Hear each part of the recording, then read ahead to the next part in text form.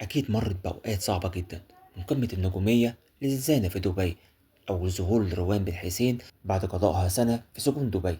روان النهاردة مروحة لبيتها في الكويت، مطرودة بقرار إبعاد رسمي بعد سنة من السجن بتهمة السكر والاعتداء على الشرطة. أنا بشوف إن روان وقعت في فخ الغرور لما افتكرت إنها ممكن تشتم وتعتدي على رجال الشرطة وتعدي بالسهل، بس دبي مفيهاش واسطة. روان قضت سنة بعيدة عن بنتها لونا، الشيء الوحيد اللي كان بيصبرها هو رسائل صوتية بتبكي فيها وتوعد بنتها بالرجوع للكويت. دلوقتي الحمد لله على السلامة يا روان.